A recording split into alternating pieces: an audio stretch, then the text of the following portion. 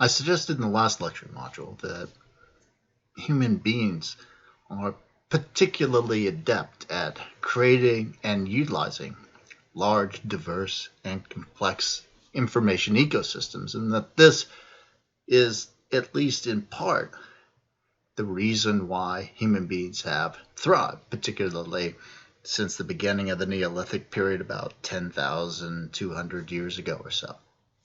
But what exactly am I referring to when I talk about an information ecosystem?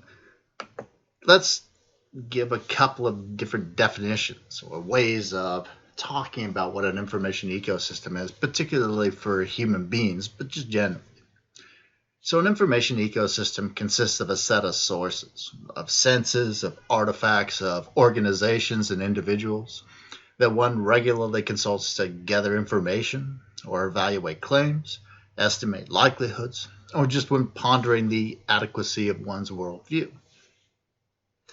Now I should introduce a sort of cautionary note here, because when I talk about information here, I'm not equating information with true data, or with belief even, or even with knowledge.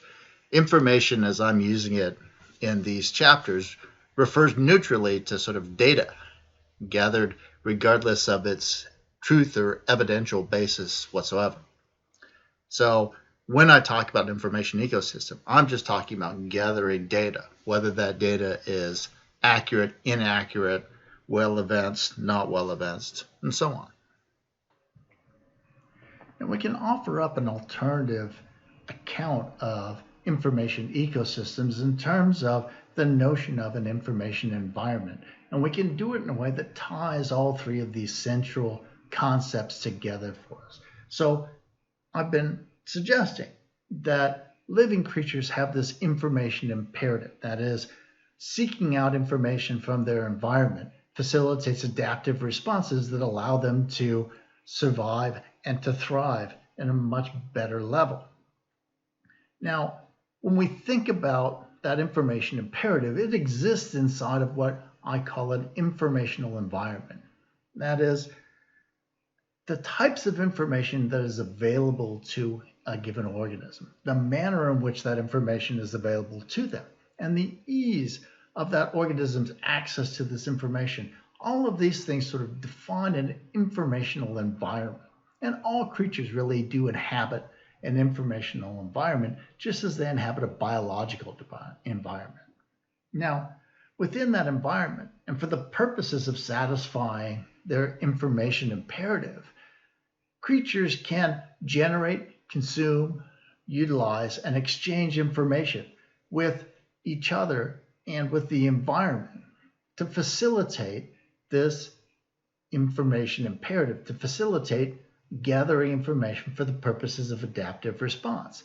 And it's this generation, consumption, utilization, and exchange of information within the context of these information environments that constitutes a creature's information ecosystem.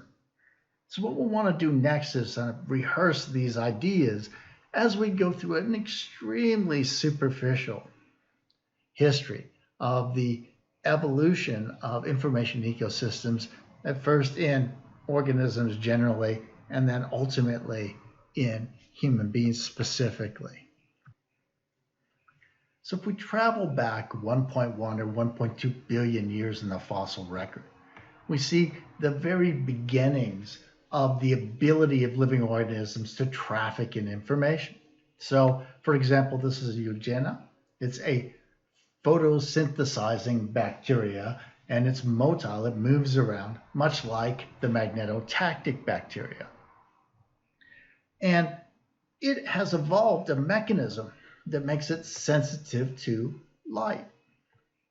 And about 1.1 or 1.2 billion years in the fossil record, we start to see the emergence of these kinds of mechanisms in simple bacteria, individual mechanisms for sensing the Earth's magnetic field, for sensing light. And in the case of the Eugenia here, what we've got is a photosynthetic sensitive part of its paraplangular body that gets light focused on it by an eye spot or a stigma, a little bit of focusing material, and that allows this creature to identify where the light is and then to use its flagellum here to swim towards the light so that it can increase the amount of light it's exposed to, and thereby using its chloroplasts to photosynthesize, generate more energy, allowing it to have a better chance at surviving or thriving. Now, as we noted, mechanisms like these biomechanical and biochemical sensing devices, they are rigid. They are relatively non-specific, and they're pretty easily fooled.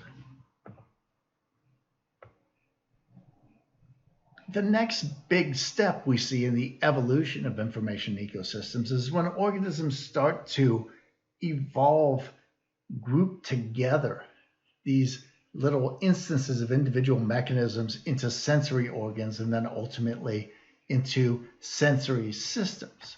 And this occurs starting about 850 million years ago to about 630 million years ago.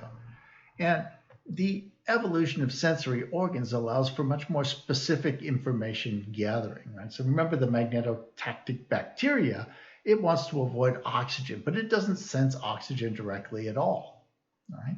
And when we start to see the evolution of sensory organs, they're starting to gather specific information about specific kinds of modalities. And this allows for an increased adaptability here. So, for instance, we see the evolution of individual olfaction systems about 700 million years ago, as I noted in the chapter. Similarly, we start to see the evolution of what we would think of now as eyes when organisms start to group together photosensitive cells into units, place maybe various parts of their body, and ultimately starting to be connected by nervous systems, and so on. Now, all of these things make the system more sensitive. It makes them capable of gathering more specific information, and hence it increases their ability to adapt to their environment based on that information. We'll pick this up in the next lecture module.